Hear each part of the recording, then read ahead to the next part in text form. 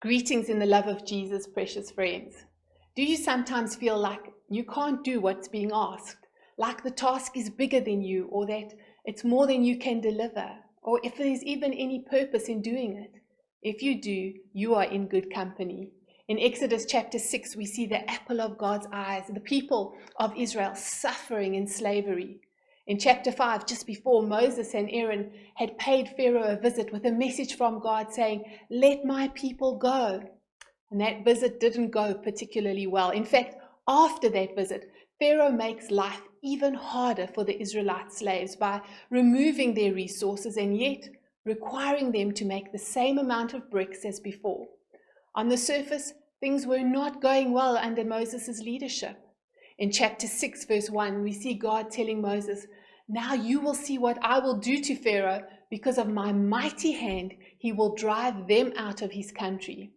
And then God tells Moses to give the Israelites a message that is full of encouragement and saturated with hope, with things like, "I will bring you out from under the yoke of the Egyptians.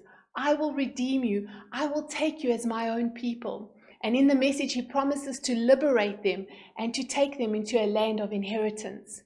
What a great message. What a joy to be able to deliver this word to God's people.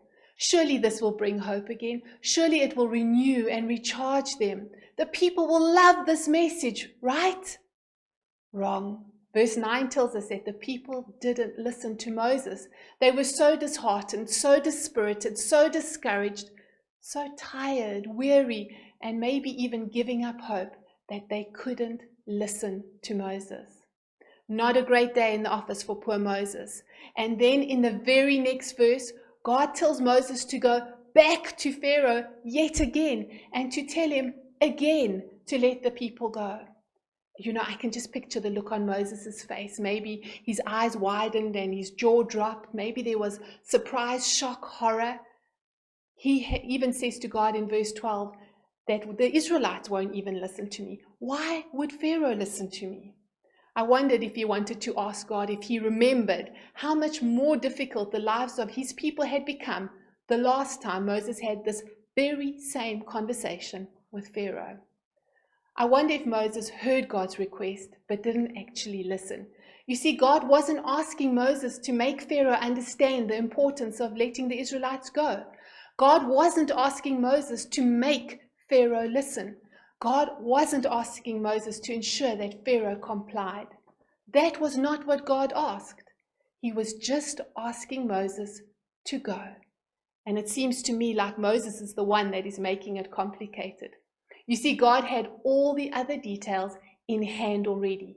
God already knew how that conversation would go. God had already set the scene and had an exit plan all worked out in a way that would show his power and his glory far better than a simple nod or word of agreement from Pharaoh ever could.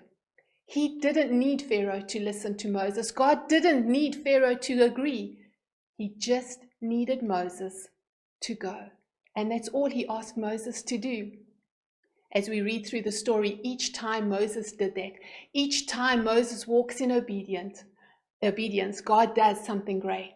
Sometimes it was a staff becoming a snake. Other times it was plagues of blood or frogs or flies. Other times it was water from a rock or a Red Sea parting.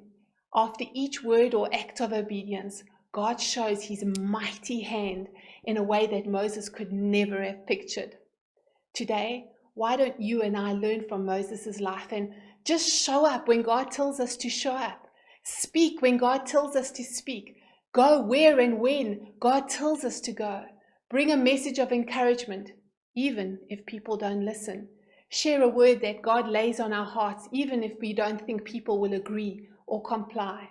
And as we do so, I believe with all my heart, like Moses, that God will show his mighty hand in ways we could never imagine. May it be so for you and me today. God bless you.